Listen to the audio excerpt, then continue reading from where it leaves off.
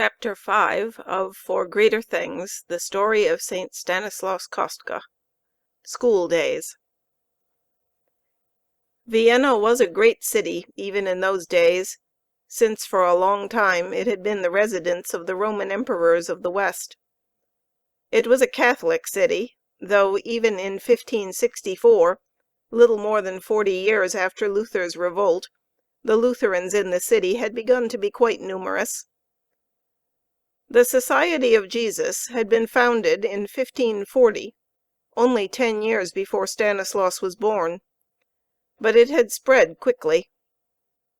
For some years now there had been a Jesuit house in Vienna. In 1560, 4 years before Stanislaus came to Vienna, the Emperor Ferdinand I had loaned to the Viennese Jesuits a large house next to their own, which they might use as a college. The fathers built a connection between the two houses, so that they became practically one.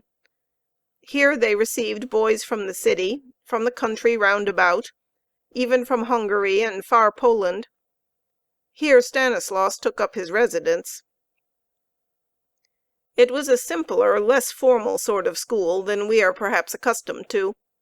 The fathers and the boys lived together, almost as one big family. They ate together in one large dining hall. There were always some of the fathers with the boys in their games as well as in their studies.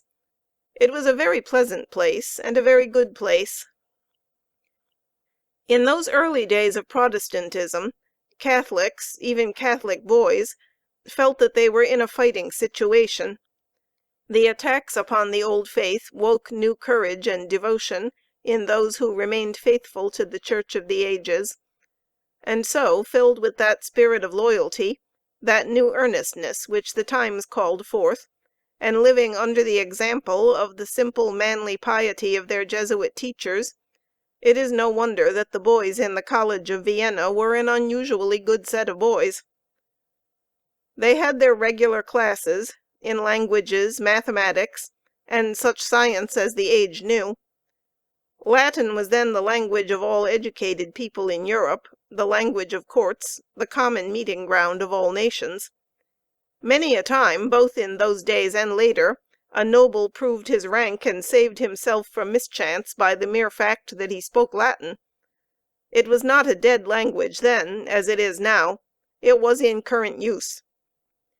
Greek was comparatively new in Western schools, and though from their beginnings the Jesuits were famous teachers, we can hardly suppose that in their new and small college at Vienna the boys were much troubled by the speech of Plato and Demosthenes.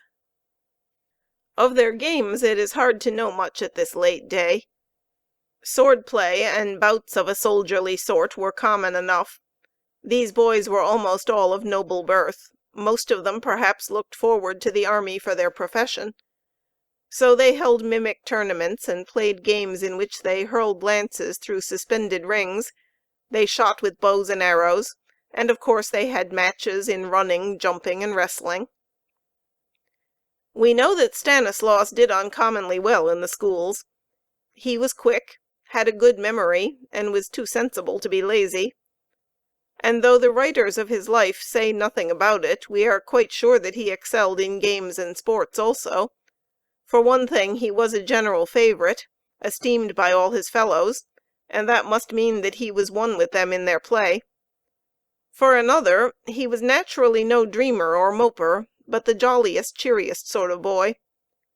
And finally, the boy who walked 1,200 miles in a few weeks must have been well accustomed to using his legs. Try 30 miles a day on foot, day after day, you football players and baseball players, you trained athletes, and say whether it is the work of a weakling or of a boy who never played.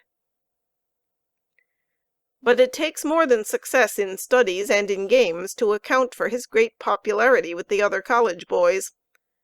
Such success may win a certain admiration and respect, but it does not of itself win friends.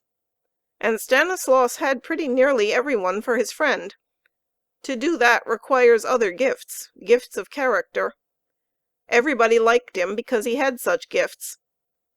He was pious, but not merely pious, much more than pious, he was good. That means he was unselfish. There is only one way to make people really love you, and that is to love them. That is what Stanislaus did. He loved the people he lived with. He was naturally good-hearted and big-hearted. He had kept away from petty meannesses. He had fought down his natural selfishness. He had learned not to be always seeking his own little advantage, not to put himself forward for praise, not to insist on his rights, not to boast and carry a high hand with his comrades, not to talk a lot about himself. He had learned to forgive little offenses, and big ones too, for that matter.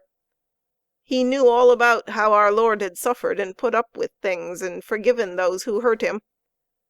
And he loved our Lord so much, was so much at home with him, that almost without effort he acted as our Lord would want him to act. He had plenty of spirit and a whole world of pluck and daring, but he was not quarrelsome. Then he was as cheerful as sunshine, and he made everyone else cheerful. Why, the boys could not help loving a boy like him. Sodalities were rare in those days, but the college boys of Vienna had a sodality devoted to the honor of Our Lady, and under the patronage of St. Barbara.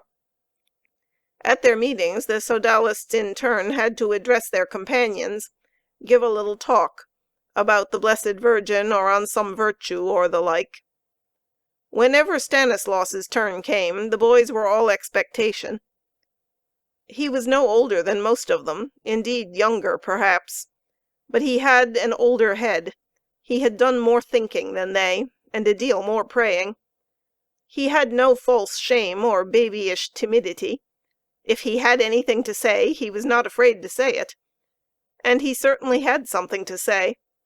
It had come to be as easy for him to talk about Our Lady and heaven as for other boys to talk about their mothers at home. He had treasured up stories of the Blessed Virgin's help, with which Catholic Poland was filled. He spoke simply, unaffectedly, of Our Lady's love for us, of her power and her willingness to aid us. And from him, though simply their schoolmate, the boys heard these things eagerly. He seemed well privileged to speak, as indeed he was. To talk about pious things, and to do it acceptably, is a mighty hard matter. You have to know how. And the first part of knowing how is to be at home with pious things, to have thought about them often and long, to have woven them into your life, as Stanislaus had done.